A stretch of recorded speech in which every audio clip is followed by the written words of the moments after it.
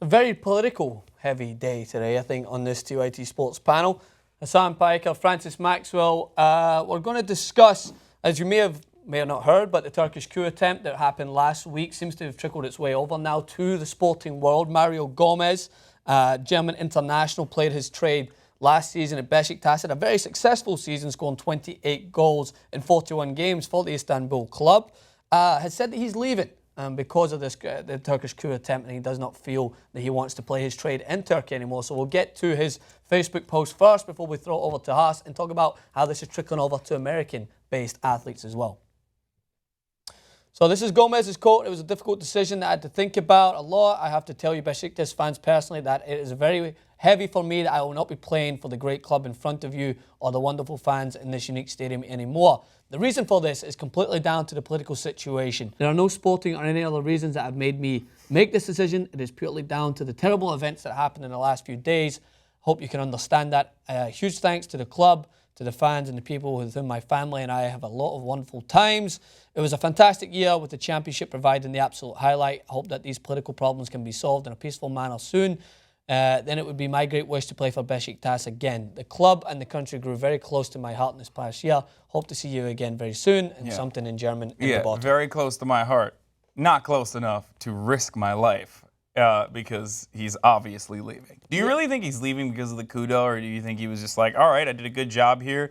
I feel like I could get paid more, and this is an easy out for me using the coup attempt? Or do you genuinely think using my football knowledge on Mario Gomez, he's never been my favourite player. I don't think he's as talented as some would allude to, but the guy has made a good career out of being a poacher as a player. He's getting on a little bit. He actually rejuvenated his career. He played his trade in Serie A for a little bit, and he was okay, but it wasn't exactly his best years. And then when he went to Besiktas, he absolutely had a great season, and that's why he ended up finding himself in good graces once again in the German national team. So I think that maybe there could be a reason there to say, hey, I'm not done yet. Take me back to the big leagues. And that's not saying that Turkish football league's not a good league. Now. But nonetheless, I think it could be a reason for that. But I'm going to take it at face value, and I'm going to see, first of all, I'm going to ask you, you're born in Turkey, you're well clued up in this, you wrote a great piece on the Huffington Post about the Turkish coup, and is he within his rights, do you think, to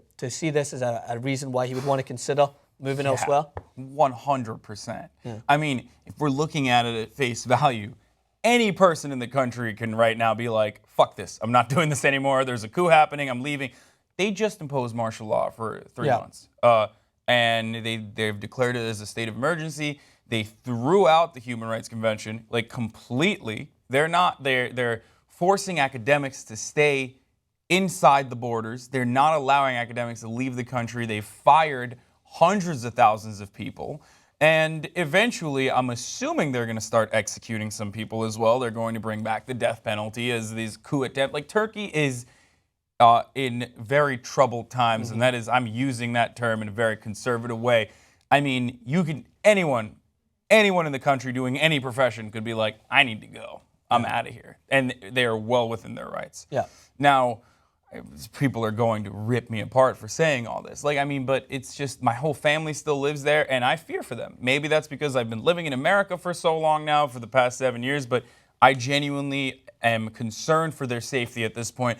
And I wasn't while the coup was happening, because coup d'etats don't affect the civilians, even though a bunch of civilians died in this one because this was not a regular coup d'etat. But coup d'etats have happened in Turkey's history multiple times, and it doesn't harm civilians, it doesn't harm the citizens. It's about the shifting of political power through the military force. In the hands of the military force, then it's given back to the civilians. So Mario Gomez is not the only athlete to be caught up in this. Sorry. No, I understand. The reason I wanted you on this show is because you've enlightened me. I understand. I studied political science in school. I know that coup d'etats sometimes are an effective way of shifting power. They've been used in Latin America several times in the past. Latin America is a little trickier, is what I was saying. I'm not going to get into I actually wrote a case study on several of them in the past, and they're interesting to me, but by no means am I going to go into discussion about this. 161 civilians and police were killed on Friday with the attempt, and it's troubling times. And Mario Gomez, I can firmly say that whether you believe in what is going on in Turkey, whatever your beliefs are. I think that he's firmly within his rights to say, I'm a professional football player. This has nothing to do with me. I'm leaving. I had a really good career this season. Yeah, he did. Like, I'm going to use this as an exit. I'm going to leave on a high. Exactly. He had a great season this year. Wait, let's talk about Enes Kanter. So this is the Oklahoma City Thunder NBA star for OKC. And he, well, let's not throw star around. All right, I'm comfortable enough on the NBA to say who's not a star. He's a star. Nah, he's a good player. Either way, he was very open with his thoughts on the coup d'etat on Twitter. And it has had some backlash. So, Haas, if you wouldn't mind translating some of these tweets that we have. You got it. So here's one of the tweets that Enes Kanter has put up on his Twitter. Haas, if you will do the honors. So this is really interesting for many different reasons. One of which being Enes Kanter grew up in one of Fethullah Gülen's, who's now being blamed for the coup itself. He's like, it's called a parallel government. Yeah. I'm giving you this background information because Enes Kanter, I didn't know this, but is very religious and is a fan of Fethullah Gülen, which is the leader of this other religious movement within Turkey, the two factions that are fighting. Now, the tweet here is exposing the very interesting part of this failed coup d'etat, and I thought it was interesting because, and I'm going to read it right now. These are the questions that exposed why the coup d'etat was unlike any other coup d'etat. Like at 4 p.m. when the MIT, which is the internal espionage agency for Turkey, if they informed some members of the government, why didn't they inform the prime minister and the president if the coup was happening? How did certain members of the government not get jailed? It's interesting to me because these are the same questions I asked, except I am not a supporter of Fethullah Gülen at all, obviously. And he got some he's backlash, from his right? schools. So did he end up getting death threats, I believe, from of course, on Twitter because of his response? So, I mean, there's often this question that's posed around whether it's in the United States, whether it's in Turkey, whether it's in the United Kingdom. But he's responded to them. He quote tweeted this guy that said, "Paralel çeteye uzaktan cesaret vermek kolay, sıkılıyorsa Türkiye'ye gel, bu lafları burada söyle," which means like, you think you can shit on us from America. If you think it's that easy, come say it in Turkey. And then he quote tweeted him, this guy, and responded with like, "Just wait, I'll be there soon." Interesting. So he's responded back and forth to those on Twitter. But what I was going to say is that it's an interesting concept when certain political things happen in whatever country you are, and athletes speak out on it, whether someone is calling to them to speak out or whether they're voicing their concerns or not. Because this is definitely on his own. They're held to a different regard because anything they say is, of course, vocalized in front of a large audience, and people are going to take it, whether you put something up that you don't really think out, and then people are going to screenshot that before you can take it down. So everything that they say is immediately going to be taken into context right there. So this is a very serious issue. Idolized. And Enes Kanter is a national hero. He's one of the Turkish nationals who's playing his trade. Not for me anymore, I'll tell you that much. I'm talking about just from an athletic And all of my standpoint. friends have played with him, by the way. Really? In Turkey, yeah, he played in Ankara. So like a lot of my friends played with him. He used to crush it.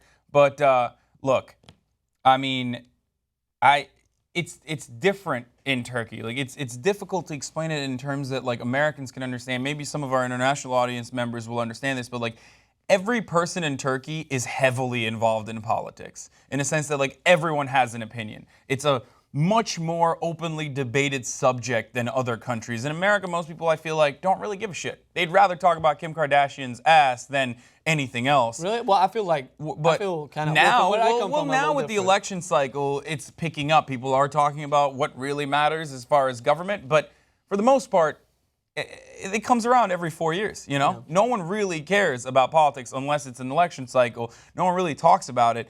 Whereas in Turkey, it's constantly like the subject matter, and probably in Scotland as well, I'm assuming. In the UK, very much so. People were cold, like so when it came to the whole independence referendum, there was people that are involved in the limelight, like Gerard Butler, who declined to comment on it because he didn't want to associate with something that he wasn't firmly involved in because he's not lived in Scotland for such a long time. And I feel like that's a similar thing here with But Enes he's Kanter. a national hero. He is a national hero. But How dare he not then talk about it? People were criticising Sean Connery because he was so for independence when he hadn't lived in Scotland, he hadn't lived in that environment for so long. And I criticised members of... Classic old guy. Yeah, I criticised members that were involved in that because they were vocalising their concerns over something, whether it was right or wrong, but they didn't live in that environment. Like, that's like the same thing as I will share my thoughts on whatever's going on with Brexit, but I won't be calling out my family members to be like, go and vote for this or that, because I've not lived in that environment, whereas I'm much more up to date and comfortable talking about American politics because I've lived in that environment for the last 6 years, so it influences my life more so. So do you think that's part of the reason why Enes Kanter has had a backlash, because he plays his trade in America, so maybe he's not as involved in everyday goings on in Turkey? Dude, it's not that at all, trust me. Like, if you've grown up in Turkey, you have a really, really serious outlook on Turkish politics. Like, you're very passionate. Are you expected to comment on it? Oh, for sure. Yeah. Like, So, I'm not surprised about this at all. Like, every person is expected to have an opinion on this, and they'll be very vocal and they'll defend it. And right now, it's just very confusing where, like, it's very confusing to really determine who supports what, because there's a lot of shady dealings going on behind the scenes. So, as always, we talk about how athletes at times are brought into these political discussions, and at this time we have two examples in which athletes, one of which is directly getting involved, and another, because obviously he's not from Turkey, is immediately removing himself from the situation. So whether you agree or disagree, let us know what you think in the comment section below. Thanks to Hassan for translating and providing some more insight on this much needed discussion. Hit him up on Twitter, Hassan the Hun, on Snapchat, Big Haas, Francis_Maxwell on Twitter, and I'll see you guys very soon on TYT Sports.